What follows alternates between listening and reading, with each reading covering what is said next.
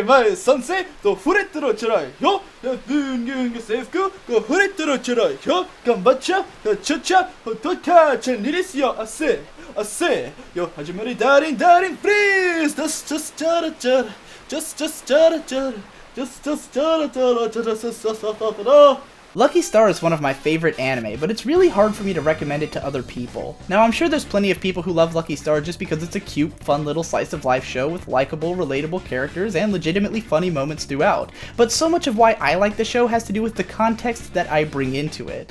When I talk about Lucky Star, I don't often talk about the best scenes or the funniest moments. I talk about the people I watched it with, or the climate of the anime fandom at the time, or the fanworks that came out of it.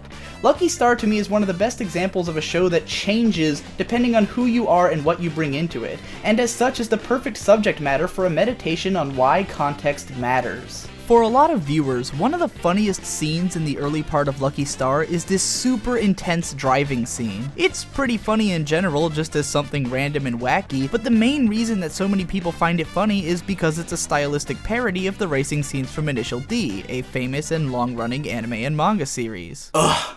Reference is the lowest form of comedy. I'm sorry, who asked you? What are you, the comedy police? Yeah, that's the joke. No one cares. Go away.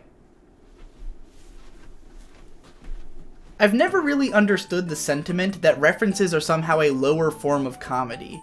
Yes, they will inherently have a more limited appeal because if you don't get the reference, you might not find the joke as funny. But if you do get the reference, then a well-placed reference can not only be hilarious, but even create a sense of culture and connectivity between the audience and the work. And I don't think every work should be trying to appeal to the broadest possible audience, but they should be trying to appeal to the audience that they want to appeal to on the deepest possible level. And sometimes making references can make something appeal to someone on a more relevant level than ever before. Lucky Star is pumped full of references at pretty much all times, but all of those references have a purpose. The show is about the daily lives of 4 high school girls and their friends, and typically a person's everyday life is full of cultural nuggets and references. There's a reason that period pieces always contain nods to things that were relevant to the time period they take place in to set the stage, and Lucky Star is essentially a period piece for the year 2007. Nowhere is this more apparent than in the characterization of the hardcore otaku character Konata, who constantly makes references to anime, games, and cultural terms which were relevant to otaku at the time. Back when Lucky Star came out, much ado was made about the show's constant references to the melancholy of Haruhi Suzumiya. Not only was Haruhi animated by the same studio, but the voice actress who played Haruhi, Aya Hirano, also played Konata, which led to some incredible meta moments when Konata goes to see a live performance by the Haruhi voice actors, which was a real event that actually happened,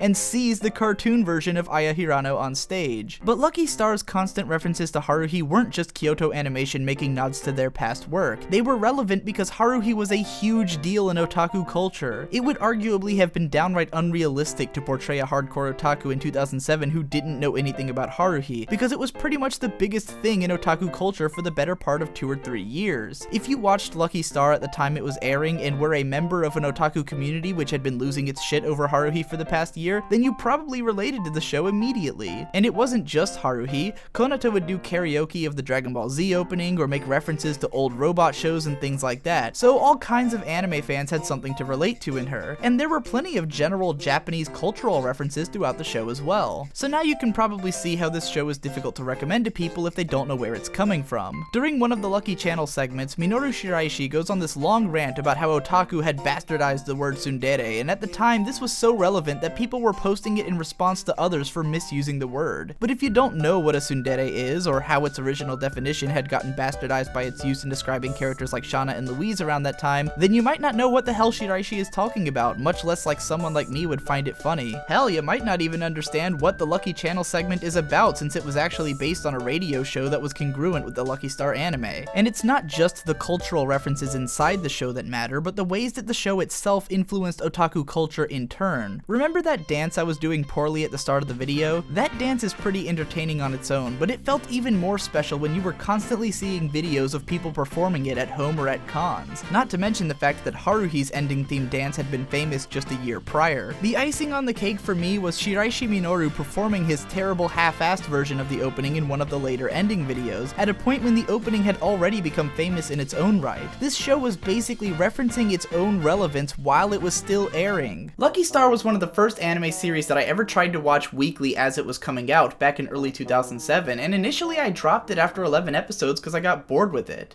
Even when I completed it months later after it had already finished airing, I just wasn't that into it, but over time I started seeing all this fan art and all this cool doujinshi and just other great fan creations, and the show took root in my mind. So by the time that I rewatched it in 2008, it actually ended up being one of my favorites. Which brings me to the subject of personal context as well. Oftentimes the reasons we love a show have to do with the context in which we watched them previously. For some people, scenes like the Shiraishi Minoru rant might seem dated and irrelevant, but to me it invokes nostalgia for the anime fandom as I experienced it back in 2007. Lucky Star lets me reminisce about my early days as a hardcore otaku back when that word meant a lot to me, when the life of collecting figures and DVDs and manga was as big a deal to me as it was to Konata. It's like a time capsule of how I saw otaku culture in 2007. But there's also the more literal context that I watched the show in.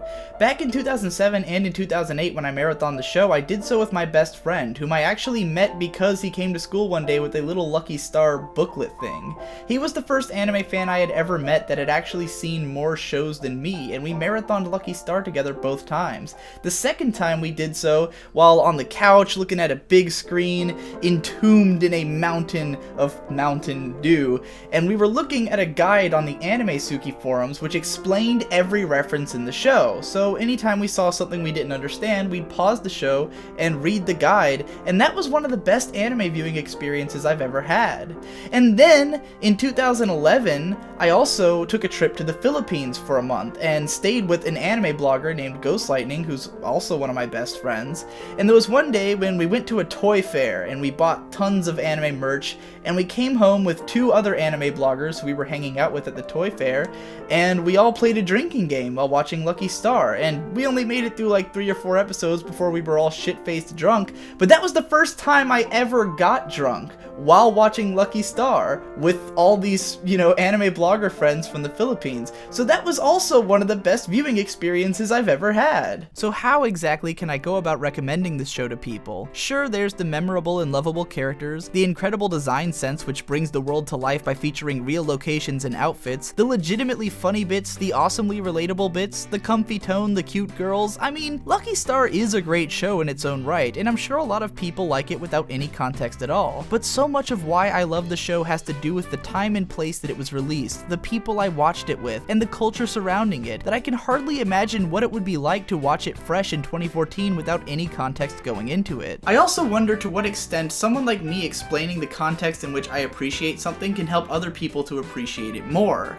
A lot of people say that explaining the joke will ruin it, or that you can't really enjoy something you didn't experience yourself, but I disagree. I tend to do a lot of research on stuff before I consume it, and I often like to know how other people reacted or what context it was originally released in.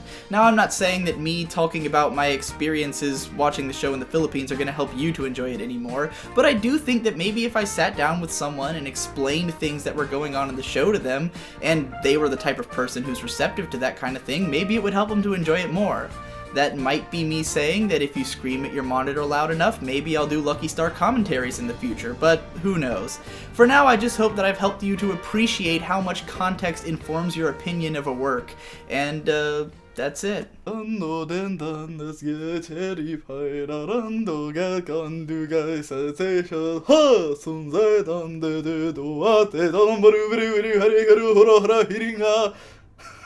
I don't know.